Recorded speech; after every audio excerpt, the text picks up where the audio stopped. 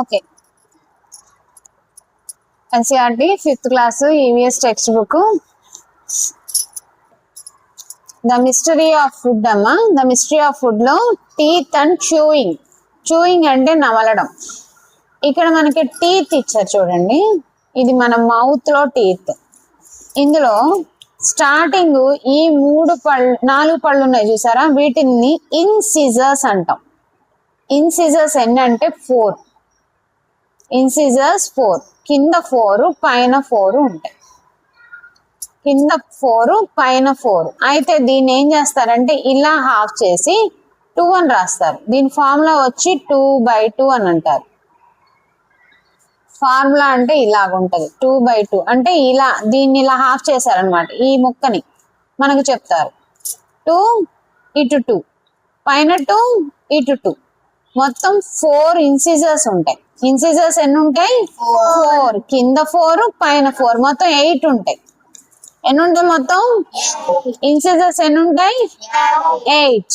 Okay, incisors అంటే కొరుకుతాం.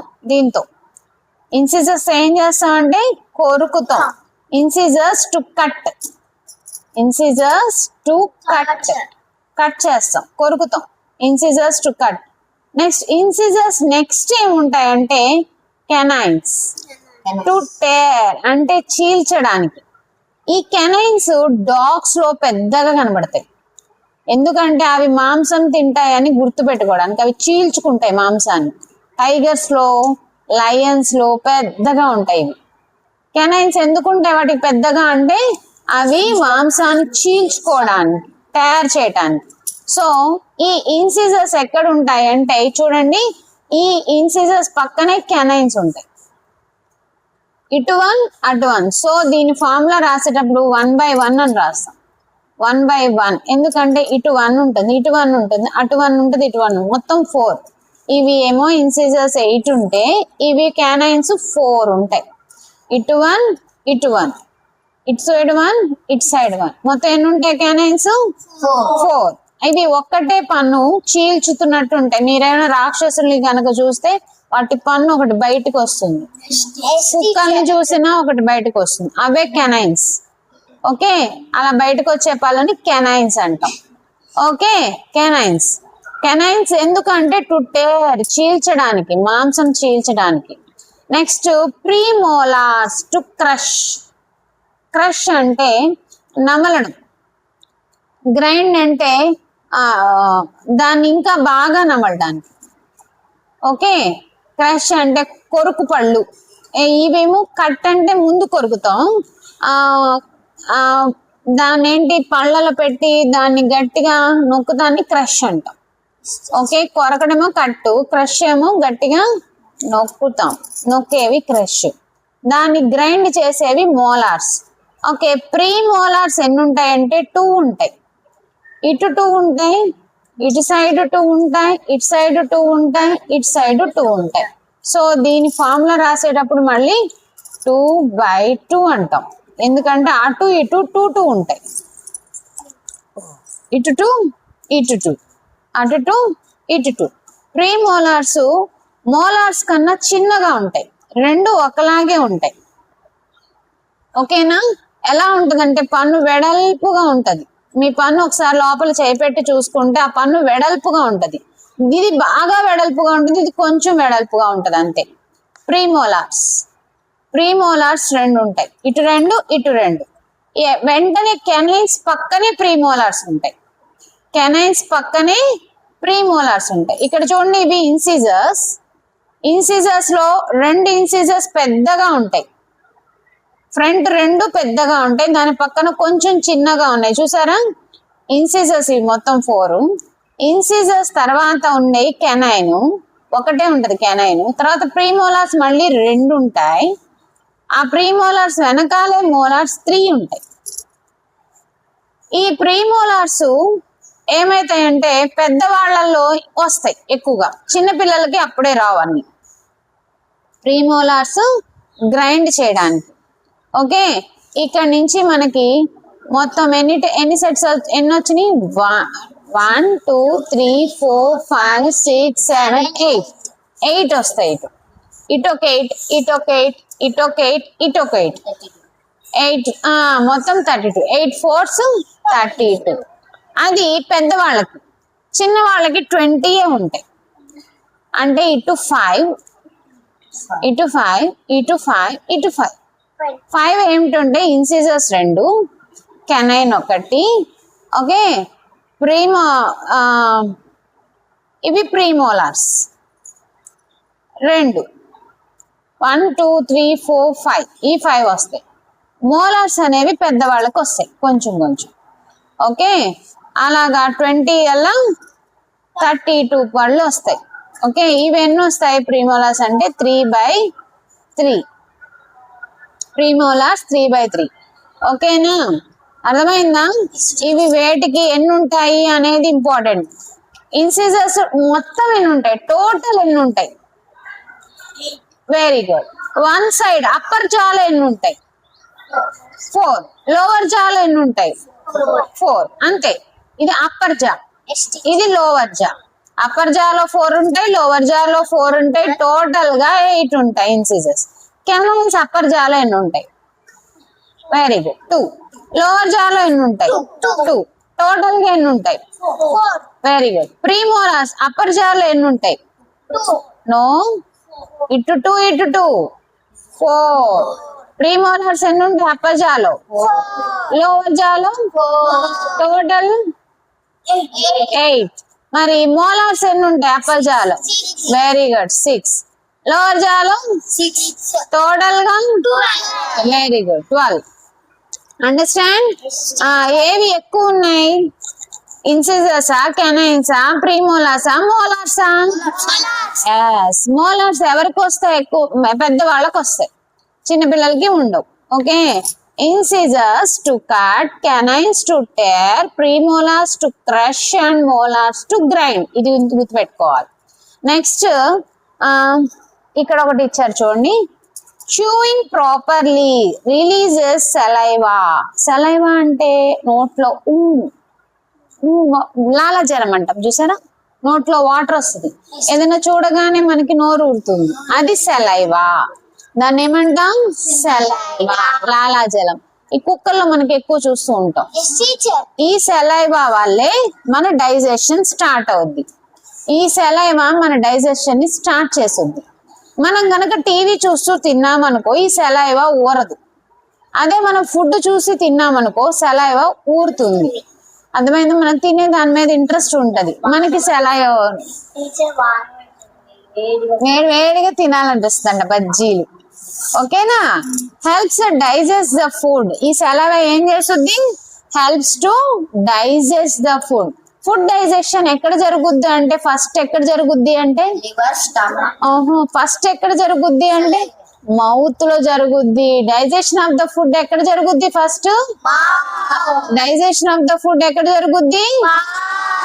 Mouth లోనే జరుగుద్ది. మనం అది టీవీ చూస్తూ చేస్తే సరిగ్గా డైజెస్ట్ అవ్వదు అనమాట. అంటే ఎందుకు సరిగ్గా డైజెస్ట్ అవ్వదు అంటే సలైవా సరిగ్గా రిలీజ్ అవ్వదు. సలైవా అంటే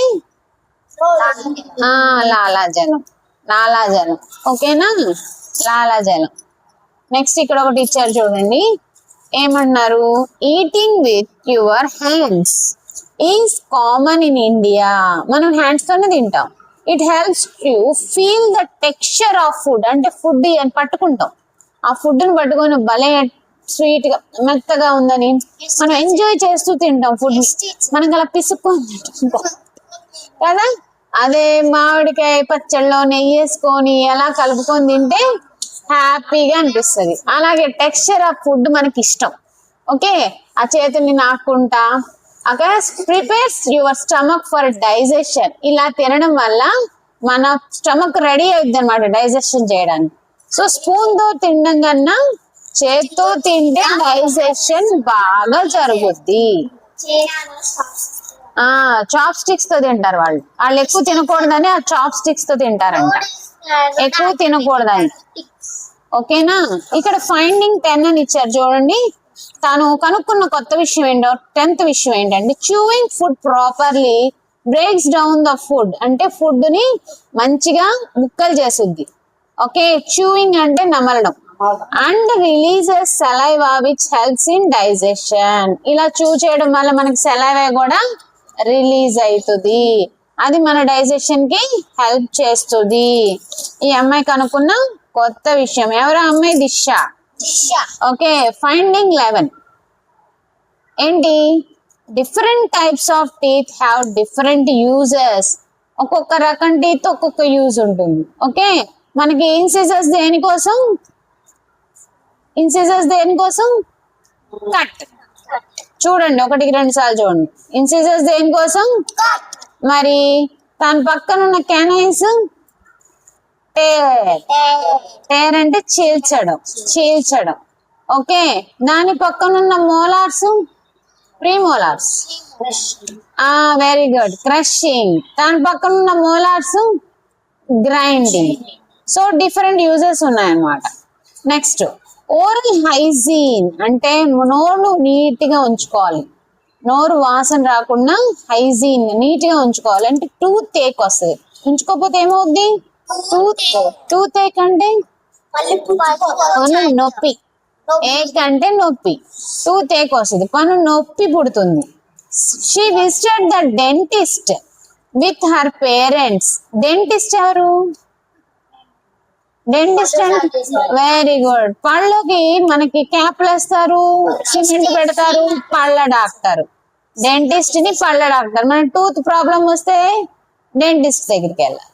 okay, next, the doctor found A cavity. Cavity అంటే లోపల whole, A whole in the tooth and treated it.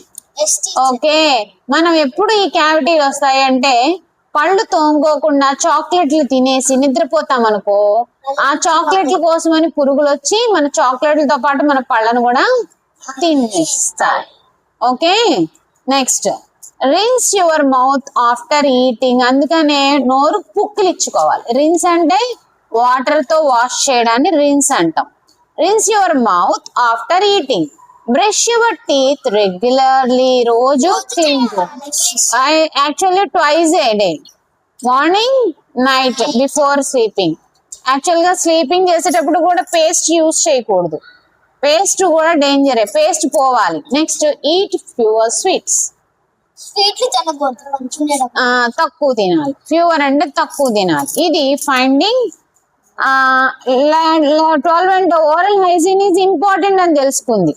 Regular doctor checkup కూడా important. Okay, hygiene important, doctor దగ్గరికి కూడా వెళ్ళి చెక్ చేయించుకోవాలి ఏదైనా పళ్ళు పాడవుతున్నాయేమోనని. నెక్స్ట్, ఇక్కడ ఏంటో చూడండి, the danger of choking. Choking అంటే ఏంటంటే, చాకింగ్ అంటే మింగడం. ఒక్కొక్కసారి మింగుడు పడదు, మింగుతాం. Do not gulp down your food అంటే ఒకేసారి మింగద్దు. ఫుడ్ లోటర్ పెట్టేసి అలా మింగేయకూడదు. ఎందుకని అలా మింగకూడదు? అడ్డం పడిపోద్ది. చ్యూ యువర్ ఫుడ్ ప్రాపర్లీ, లేకపోతే చనిపోయే ఛాన్సెస్ కూడా ఉంటాయి. ఏది పడితే అది నోట పెట్టి గొంతు దగ్గర ఆపామనుకో గాలి లోపలికి పోక వి సఫర్. ఓకేనా? డు నాట్ గల్ప్ అంటే మింగేయొద్దు. చాకింగ్ అంటే అది ఊపిరి ఆడకుండా పోవడం. అదే I must eat my food slowly to avoid చాకింగ్ on it. దాన్ని స్లోగా తినాలి, ఫుడ్ ని కొంచెం కొంచెం పెట్టుకోవాలి. హడావిడిగా తిన్నప్పుడు కూడా మనకి ఇడ్లీ కూడా ఒక్కోసారి గొంతు పడేస్తుంది, హడావిడిగా తినకూడదు. Okay, taking smaller mouth fulls అంటే కొంచెం కొంచెం ఫుడ్ పెట్టుకోవాలి నోట్లో. Smaller mouth fulls. chew them properly. వాటిని ఏం చేయాలి? నమలాలి. chew them properly before swallowing అంటే మింగే ముందు చక్కగా నమలాలి. advise them to avoid talking or laughing with the food in their mouth. Teacher చెప్పమంటున్నారు. టీచర్ చెప్పాలంట పిల్లలకి మాట్లాడకూడదు, నవ్వకూడదు. ఎందుకని? అలా నవ్వితే లోపల మన బ్రీతింగ్ వెళ్ళే పైప్ కూడా అదే పైప్ కాబట్టి వి సఫర్. అందుకని మాట్లాడేటప్పుడు, అన్నం తినేటప్పుడు మాట్లాడకూడదు, నమలకూడదు. నెక్స్ట్ ఇక్కడ ఒక వర్డ్ ఉంది చూడండి, ఏంటో ఫెర్మెంటెడ్ ఫెర్మెంటెడ్ రైస్ అంట. ఫెర్మెంటెడ్ రైస్ అంటే ఏంటి? ఫెర్మెంటెడ్ రైస్ అంటే called పకోలా, kanji etc.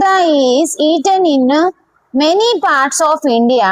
It cools the body and it full of good bacteria. Yes, fermented rice అంటే సద్ది అన్నం తినాలి.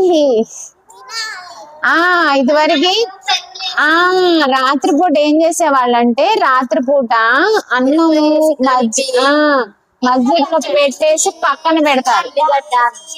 అది అదే ఫెర్మెంటెడ్ రైస్. దాన్నే పకోలా అంటారంట, కంజీ అంటారంట.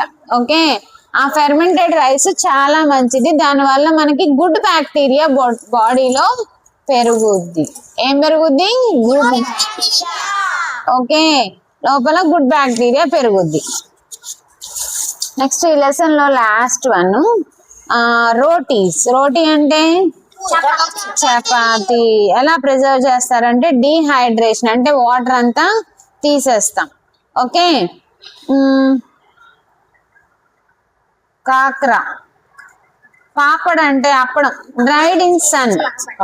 ఓకే, డ్రైడ్ ఇన్ సన్, ఎండ పెడతాం అప్పుడు అప్పడాలు తయారైతాయి. మ్యాంగో ఆమ్ పాపడ్. ఆమ్ పాపడ్ అంటే ఆ మ్యాంగోని కూడా డ్రై ఇన్ సన్ చేస్తాం. మామిడికాయలను కూడా ఎండబెట్టేసి పౌడర్ చేస్తాం. ఆమ్ అంటే మ్యాంగో. Lemon, lemon pickle.